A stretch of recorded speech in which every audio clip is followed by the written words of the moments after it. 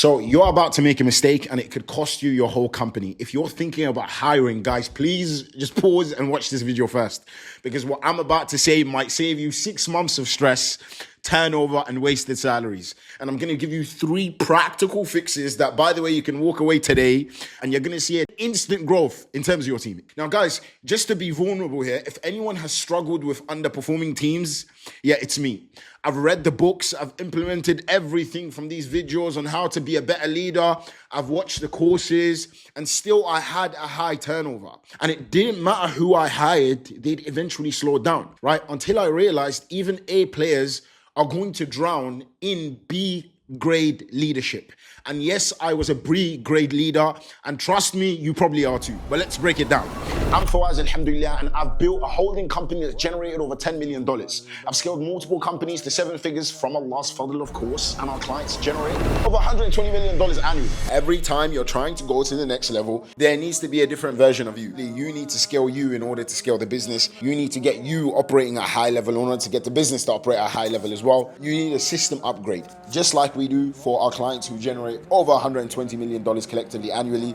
We will do the exact same for you and help you get your time back, make a hell of a lot more money, and scale your company, inshallah.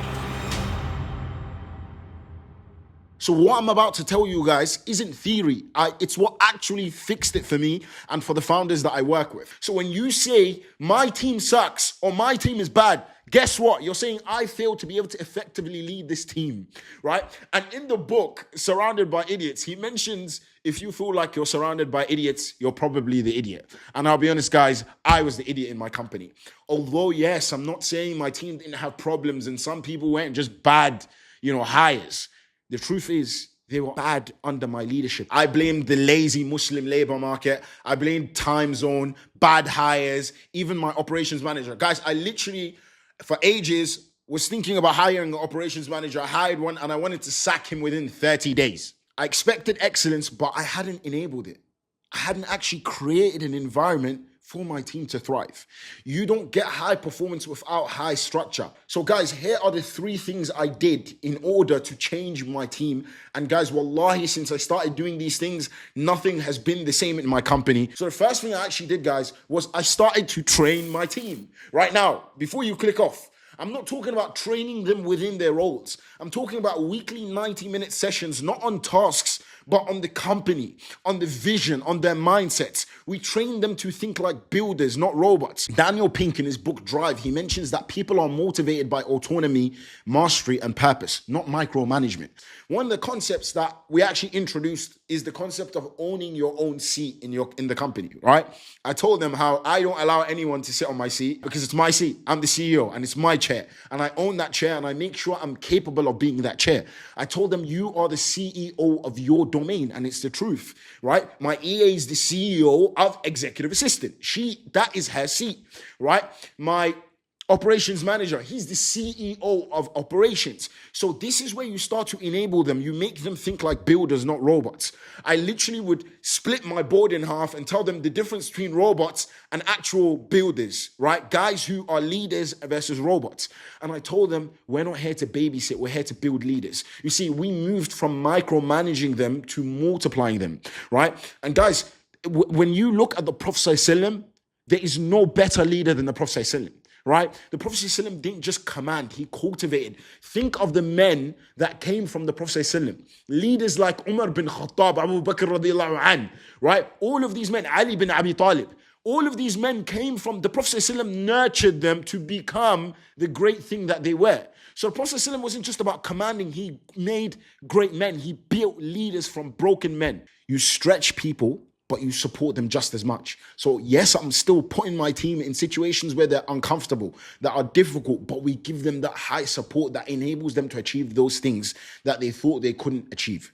Now, the second thing I did that absolutely changed my company is building systems. Now, listen, bear with me here. I know what you're thinking. Yeah, blah, blah, blah, systems. No, listen.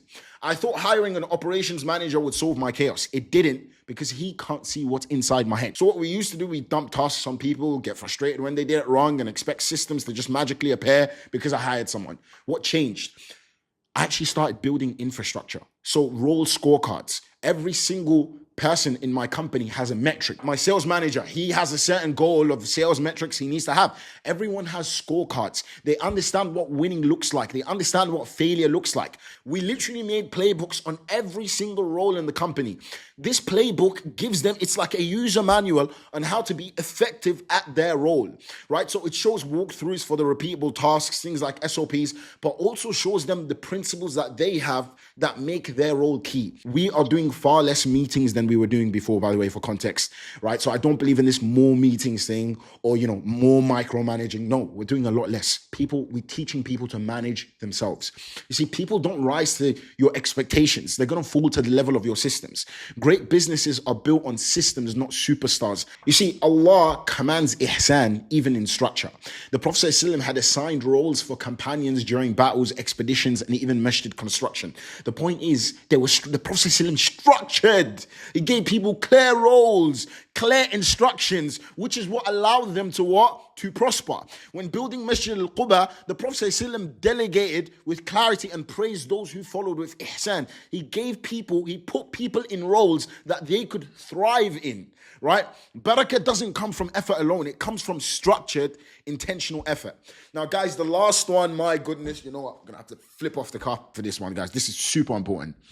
The last thing I did that was just the game changer was fix the chaos in my own life. Now, I know what you're thinking, I don't have chaos in my life and it's not my fault and blah, blah, blah, blah. Trust me, your chaos is going to affect your team. You want your team to be on time, then be on time yourself. You want clarity? Show clarity. Your company mirrors your calendars. The truth is, as Peter Drucker mentions, the bottleneck is always at the top of the bottle. When you live in chaos, your leadership leaks anxiety into the team. You have to focus on you. If your life is entropic and you're constantly being pulled in a million places, your team is going to learn from you. That energy is going to be shared onto the team. The Prophet ﷺ was the most organized of men. His nights, his dua, his meetings, his preparation for war. Even in times of chaos, when the leader brings discipline, the team brings performance. SubhanAllah, people love to follow the Prophet ﷺ. They didn't follow him out of fear or because they had to.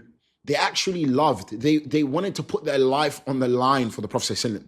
This is the kind of leadership that we need to create, that people love to follow you, right? They don't do things because you tell them to do it, but because they love you. They love your mission. They feel the mission. That's the standard, right? They obey you out of love and out of honor for what you're trying to build. You need people to feel your presence, your discipline, your mission. They don't follow what you say. They follow what you model at the end of the day. So, guys, before you hire, check yourself. If you're thinking about adding someone to your team, ask yourself the truth. Would you want to work for you, right? And ask yourself, have you actually, and this is one of the questions I ask myself, guys, that changed everything. Have I actually given them an environment that's actually possible for them to thrive in? And a lot of times we haven't. No hire is going to fix your chaos. Only you can fix your chaos. I see people even try to hire executive assistants to fix their chaos. You have to sit down and structure it yourself. Your executive assistant can't magically just fix your chaos either. And that's exactly what we help you do inside the Live by Design program. We fix the founder before we fix the business, because that's where the scale actually begins. If your team are underperforming, don't hire another person. Just look in the mirror, because no ops hire, no assistant, no agency can fix what you haven't structured. You don't rise with a team. You rise through leadership. And the truth is, guys, most founders don't have a team problem. They have a self problem. And this is exactly why we built the Live by Design program, not to add more hacks or hustle, but to actually help Muslim founders become the kinds of leaders who build barakah-driven, high-performance teams. So if you're a Muslim business owner who does over 50K per month, then click the link in the description, book a call with us in order to scale your company to where you want it to be.